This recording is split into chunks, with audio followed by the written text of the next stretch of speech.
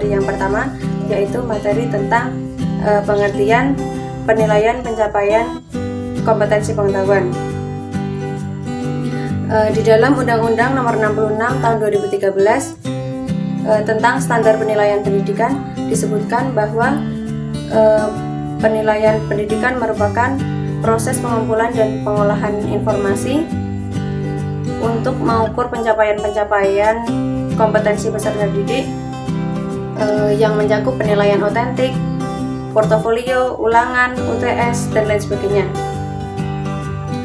Penilaian pengetahuan dapat diartikan sebagai penilaian kompetensi intelektual. Seorang pendidik perlu melakukan suatu penilaian. Penilaian tersebut dapat dilakukan dengan cara praktik, ulangan harian, UTS, UAS, dan lain sebagainya. Manfaat dari penilaian tersebut yaitu untuk mengetahui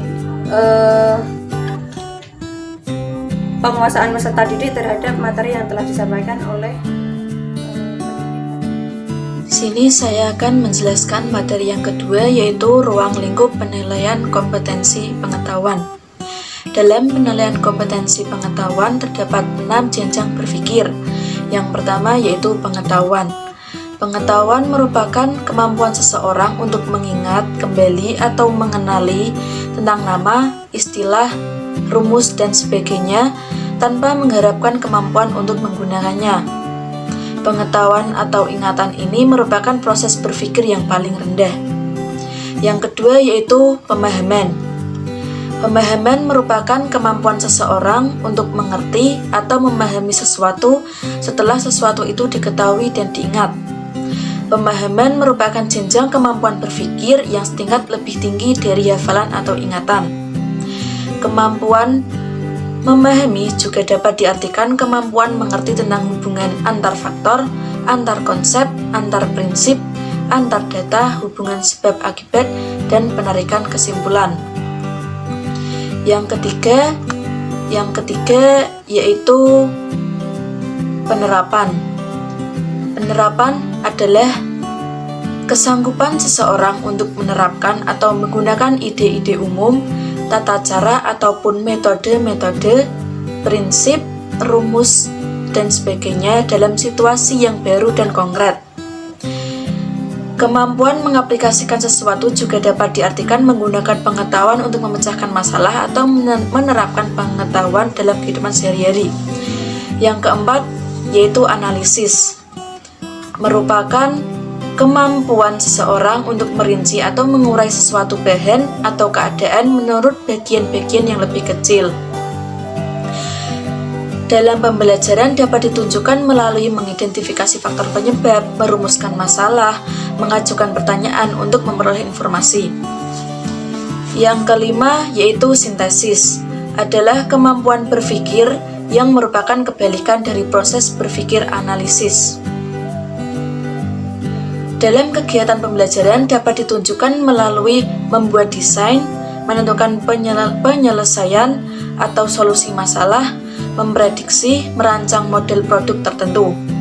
Yang keenam yaitu evaluasi, merupakan kemampuan seseorang untuk membuat pertimbangan terhadap situasi, nilai, atau ide.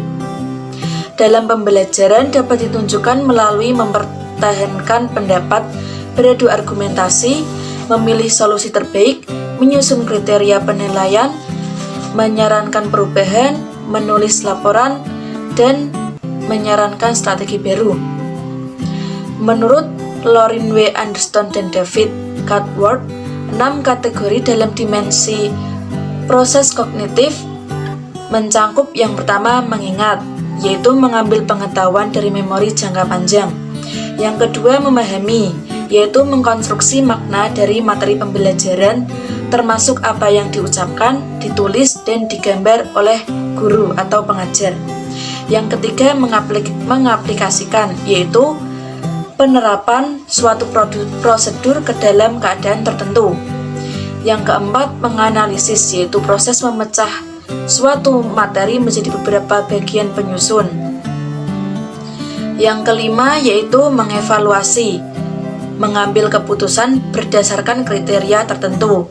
Dan yang terakhir yaitu mencipta, yaitu memadukan bagian untuk membentuk sesuatu yang baru. Di sini saya akan melanjutkan pembahasan mengenai teknik dan instrumen penilaian pengetahuan. Teknik penilaian dalam kompetensi pengetahuan dilakukan dengan 3 teknik. Yang pertama yaitu tes tertulis, tes lisan, dan penugasan, di mana tiap teknik dilakukan melalui instrumen tertentu yang relevan. Mari kita bahas satu persatu. Yang pertama yaitu tes tertulis, di mana soal dan jawaban diberikan dalam bentuk tulisan. Ada 2 bentuk soal tes tertulis.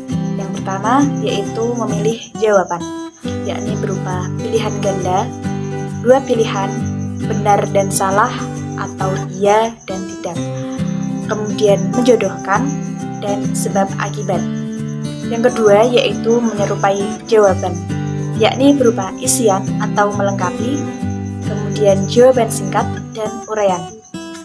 Selanjutnya yaitu tes lisan, yakni pertanyaan-pertanyaan yang diberikan secara ucap dan peserta didik pun menjawab dengan ucap juga. Jawaban dapat berupa kata, frase, kalimat, atau paragraf yang diucapkan. Yang terakhir yaitu penugasan, di mana penilaian dapat dilakukan berupa PR atau pekerjaan rumah, baik secara individu maupun kelompok sesuai dengan tugas yang diberikan.